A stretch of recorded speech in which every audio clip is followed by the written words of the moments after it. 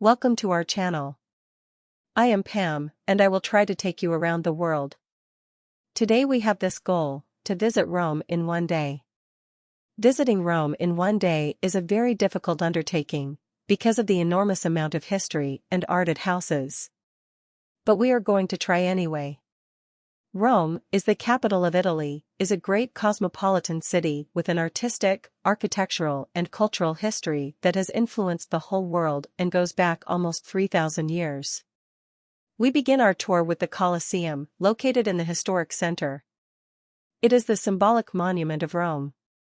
It is the largest ancient amphitheater in the world, and could seat up to 50,000 spectators. It hosted the famous gladiator fights, animal fights, and bloody Roman games. The visit is not free, but the ticket includes access to the Roman Forum and the Hill. The Forum was the center of the city, and where you can see the ruins of ancient markets and administrative and religious buildings. The Palatine Hill, one of the 7 hills of Rome, is according to mythology the place where Romulus and Remus were raised by a she-wolf, and where they founded the city. You can visit the ruins of the residences of historical figures, such as Augustus, the first emperor of Rome. Not far from the Roman Forum, you can find Piazza Venezia, one of the most famous squares in Rome. Strategically and centrally located for visiting all the major attractions. It houses the monument to Victor Emmanuel II, also known as the Altar of the Fatherland or Vittoriano, a huge white marble building dedicated to the first king of Italy. There we also find the famous Column of Trajan, with bas-reliefs chronicling the emperor's military achievements.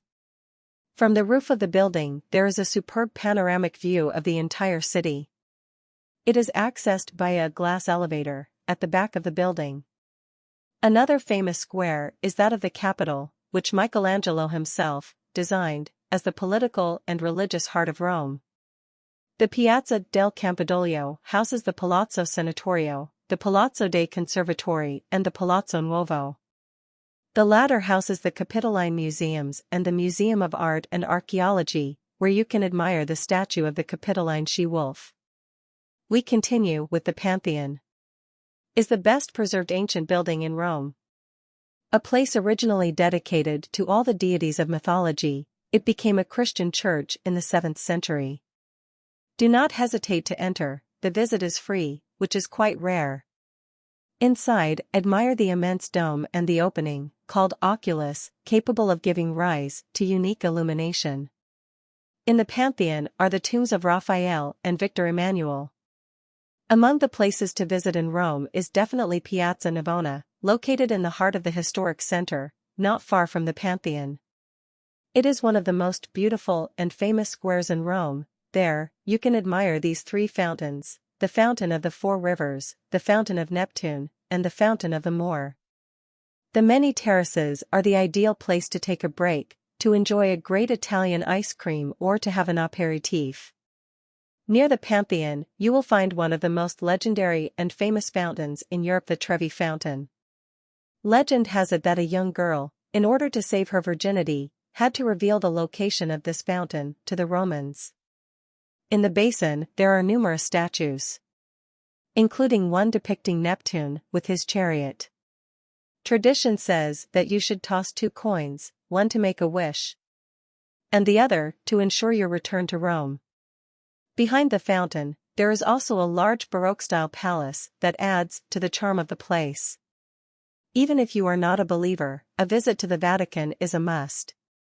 It is the smallest nation in the world, and a place where only priests, nuns, some dignitaries, guards and of course the Pope can reside.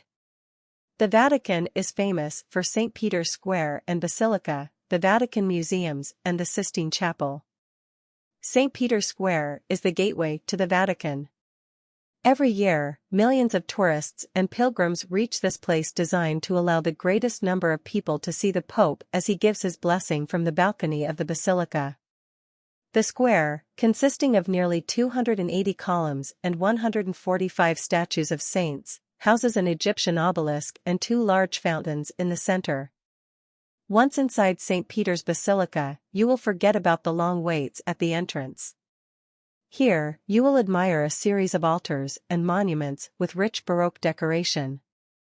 You will find the numerous funerary monuments of the popes, the Vatican museums, and the giant dome designed by Michelangelo, which can be accessed by an elevator located on the right side of the basilica.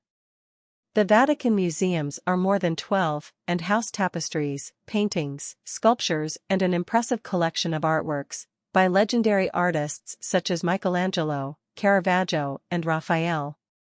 The best sections not to be missed are the Pinacoteca Vaticana, where many Italian paintings are on display, Raphael's rooms, which house the famous artist's frescoes, and the Scala del Bramante, a double helix staircase at the exit of the museums.